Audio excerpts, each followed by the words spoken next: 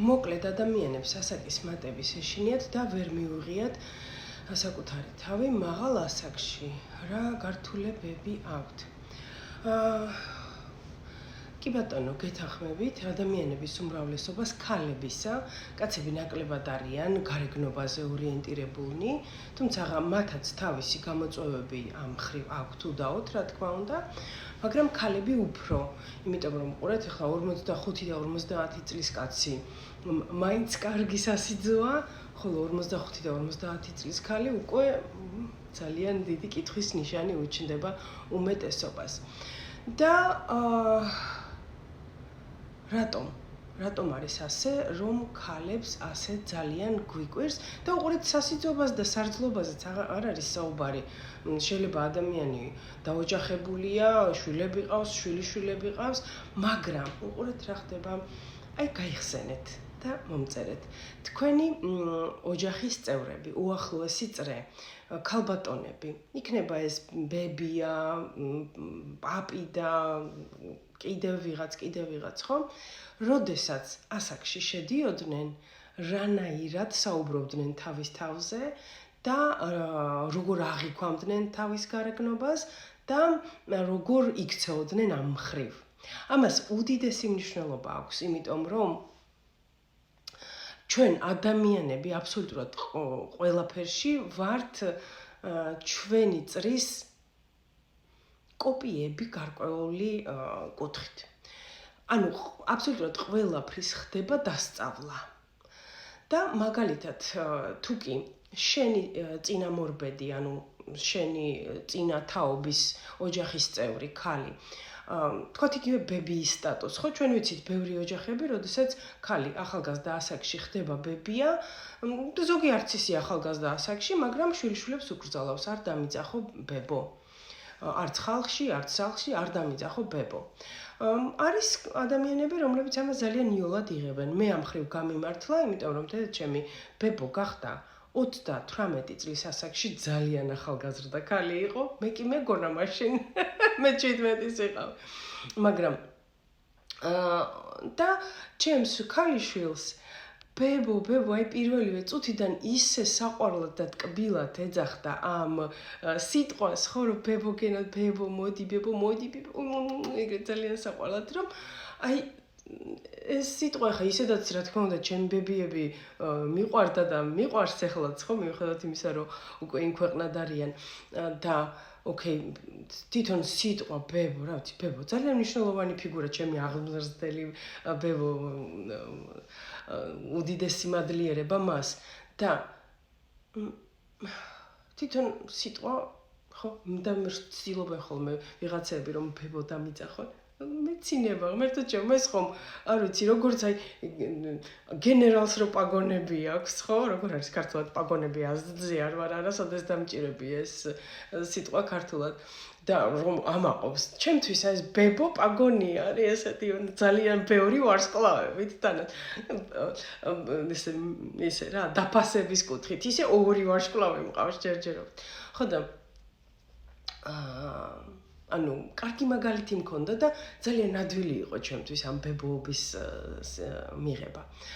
მერე კარგი, ხლა სიტყვა და სტატუსი და შვილიშვილები ერთია, მაგრამ ყველა ვბერდებით. და ყველა ვხედავთ იმას, რომ კი ბატონო, აღარ ხარ ისეთი ლამაზი, როგორიც ახალგაზრდა იყავი. ეს არის ბუნებრივი მოცემულობა.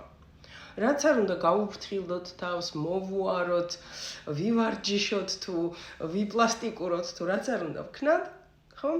ფაქტი სახეზეა, რომ მაინც ბერდები, მაინც გარეგნობა იცვლება გაუარესების თვალსაზრისით, ხო?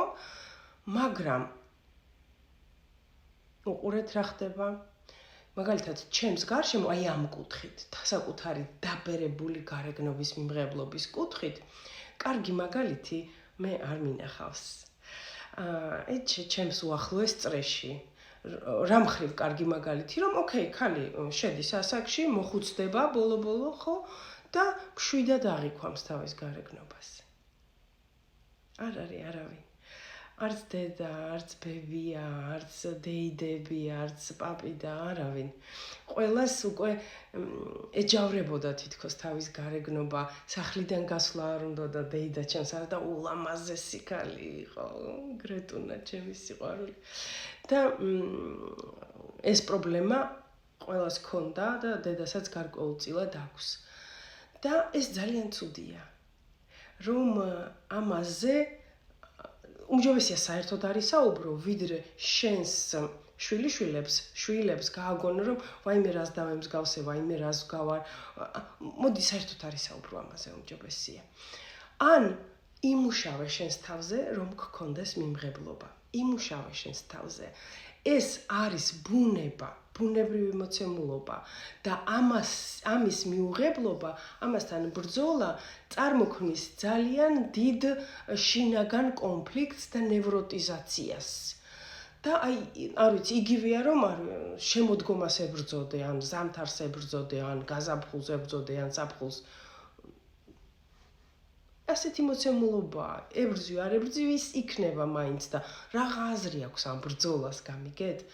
ამიტომ უმჯობესია ეს მიიღო. როგორ მიიღო? ამის მიმღებლობა, ამის დამუშავება საკუთარი ნაოჭების, გაუარესებული ჯანმრთელობის, ზედმეტი წონის თუ ჩამოცვენილი თმების თუ ჩაჩუტული ან პირიქით გასუქებული, რა ვიცი, რომელიღაც ადგილის, ხო? აი ეს არის რეალურად ძალიან მნიშვნელოვანი. და სწორედ ამ თემებს, ჯანმრთელობის და სხეულის თემებს ვამუშავებთ ჩვენ კურსზე მაბოსტატი. მაბოსტატი მათთვის არის, ვისაც მაბ კონსულტანტი აქვს დამთავრებული, ჩვენი კურსდამთავრებულებისთვის, ამიტომ შემოძვირფასებო თუ კი შენ ხარ მაბ კონსულტანტი და ჯერ არ გაგივლია მაბოსტატი, შემოგვიერთდი და კიდევ დამატებით ძალიან მნიშვნელოვან ტექნიკებს შეისწავლი. აქვე ვიტყვი, რომ ეს არის ბოლო ნაკადი, შემდგომ მაბ-ოსტატის კურსის გავლა, მხოლოდ ტრანსფორმაციული კოუჩინგის მესამე საფეხურზე იქნება შესაძლებელი. ასე რომ თუ დაინტერესდით, მოგწერეთ და შემოგვიერთდით.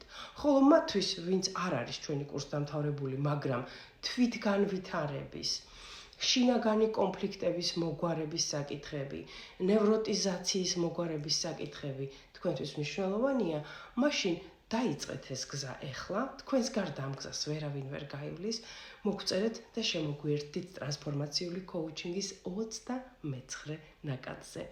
თან დავურთავ ჩვენი კურსდამთავრებულების რამოდენიმე უკავშირს, ანუ სტუდენტების ეხლა ვინც სწავლობს, რომ დაინახოთ როგორი ღრმა მუშაობა მიდის და რა შედეგებს აძლევს ადამიანებს ტრანსფორმაციული კოუჩინგის კურსი. თუ დაინტერესდებით, მოგწერეთ აკადემიის გვერდზე.